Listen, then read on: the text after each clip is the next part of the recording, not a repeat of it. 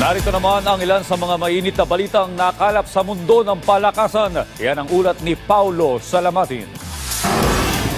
Sa basketball, hawak ngayon ng TNT Tropang Giga ang magandang panimula sa 49th season ng PBA Governors Cup Finals matapos talunin ng Barangay Ginebra Gin Kings 104-88 sa ginanap na Game 1 kahapon sa Inares Center sa Antipolo City.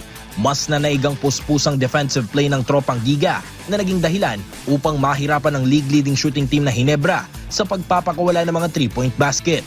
Dahil sa magandang depensa ng TNT, inalat ang Gin Kings sa tatlong quarters ng laban sa pagtatala ng 0 out of 18 attempts sa 3-point line. Kabilang pa rito ang mailap na 1 out of 5 4-point shot attempts ni Gin Kings naturalized player Justin Brownlee.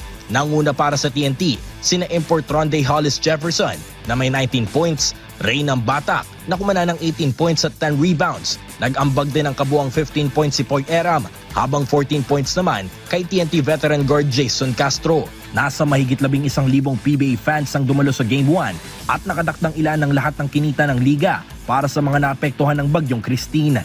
Magaganap naman ang Game 2 ng PBA Finals sa darating na Miyerkules sa Smart Araneta Coliseum. We know the strength of Ginebra. We're a very data-driven team, so we look at the numbers and we focus really on that, taking away their strengths and making sure that we lean on what our strength really is, which is our ability to stop play defense.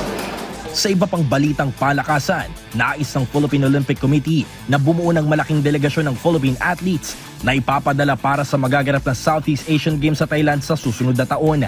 Sa inilabas na datos ng Thailand SEA Games Organizing Committee, aabot sa mahigit 500 events nang humigit kumulang 50 sports ang ibabandera sa nasabing kompetisyon, kabilang ang 3 demonstration sports na frisbee, tug of war at air sports. Inaasahan naman ng POC na malaki ang tsansa ng mga Pinoy athletes sa Thailand SEA Games na muling makamit ng bansa ang pagiging overall champion na huli pang nakuha noong 2019 Manila SEA Games.